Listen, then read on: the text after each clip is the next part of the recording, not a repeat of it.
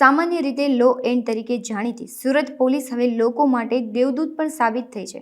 1.5 વર્ષમાં સુરત પોલીસે 49 જેટલા આત્મહત્યા કરવા જતા લોકોને બચાવી તેમને જીવન જીવવાની શીખ આપી છે। આ અંગે એસપી IN પરમારે જણાવ્યું હતું કે કપરા સમયમાં ધંધા રોજગાર, વેપારમાં મંદી સહિત અનેક પ્રકારની સમસ્યાને કારણે સર્જાતી માનસિક તાણને કારણે આત્મહત્યા કરવાના કિસ્સાઓ દિન પ્રતિદિન વધી રહ્યા છે। જે બનાવો બનતા અટકાવવા માટે સુરત પોલીસ દ્વારા એન્ટી સુસાઇડ હેલ્પલાઇનની સુવિધા શરૂ કરવામાં આવી હતી, જેના માટે એક ખાસ કંટ્રોલ રૂમ શરૂ કરાયો હતો અને સ્પેશિયલ ટીમને બેસાડવામાં આવી હતી। આ રૂમમાં કોલ કરનારનું સૌ પ્રથમ લોકેશન અને માહિતી કાઢી કોલ જે તે વિસ્તારના ટ્રાન્સફર કરી તેમનો જીવ બચાવી લેવાય છે। ઘણી ઘટનાઓ એવી હોય છે જ્યાં પોલીસ દ્વારા માત્ર પોલીસ નહીં પરંતુ એક તબીબની જેમ આત્મહત્યાનો પ્રયાસ કરનાર વ્યક્તિને સ્થળ પર જ કાઉન્સેલર કરીને તેને નિર્ણય બદલવાના પ્રયાસ કરવામાં આવે છે। બીજી બાજુ અહીં કંટ્રોલ રૂમમાં લાગેલા CCTV કેમેરાનો ઉપયોગ કરી સુરત શહેરના તમામ બ્રિજ ઉપર પણ વોચ રાખવામાં આવે છે, જેનાથી કોઈ વ્યક્તિ જો કોઈવાર બ્રિજ પરથી છલાંગ લાગવાનો પ્રયત્ન કરે છે તો તાત્કાલિક તેની હિલચાલ જોઈ નજીકના પોલીસ સ્ટેશનનો સંપર્ક કરી તેનો જીવ બચાવવામાં આવે છે।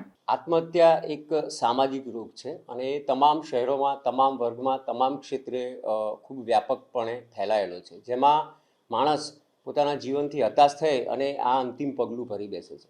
સુરત શહેર પોલીસ કંટ્રોલ રૂમમાં પણ આવા ઘણા બધા કોલ આવતા હોય છે, જેમાં વ્યક્તિ અથવા વ્યક્તિના કોઈ નજીકના સગા એમ જણાવે છે કે ભાઈ વ્યક્તિ આત્મહત્યા કરવા માટે જઈ રહી છે। ત્યારે અમે એક સિસ્ટમ જેવું ઊભું કરેલું છે કે આવા કોલને પ્રાયોરિટી આપવામાં આવે છે અને ઉચ્ચ કક્ષાના અધિકારી, શિફ્ટ ઇન્ચાર્જ અથવા PI કક્ષાના અધિકારી આ કોલ જે છે એને હેન્ડલ કરતા હોય છે। તાત્કાલિક અમે એનું લોકેશન કઢાવીએ છીએ અને તુરત જ ત્યાંથી PCR વાન જે છે એને રવાના કરીએ છીએ। તમામ મેસેજો બાયપાસ કરી અને આ કોલને સતત ધ્યાન આપવામાં આવે છે। વત્તા જે વ્યક્તિ આવું પગલું ભરવા જઈ રહ્યો હોય એને વાતોમાં વ્યસ્ત રાખવામાં આવે છે અને એનું કારણ પણ જાણવામાં આવે છે। ઘણા કિસ્સાની અંદર તો પોલીસ ત્યાં પહોંચે અને દરવાજાને લાત મારી અને દોરડા પરથી લટકેલ માણસને ઉતારેલ હોય અથવા તો નદીમાં કૂદી પડેલ હોય અને એને કૂદી અને પછી તરીને બચાવેલો હોય એવા પણ કિસ્સાઓ જોવા મળે છે। છેલ્લા 1.5 વર્ષના આંકડા જોઈએ તો આવા 49 વ્યક્તિઓના જીવ બચાવેલ છે।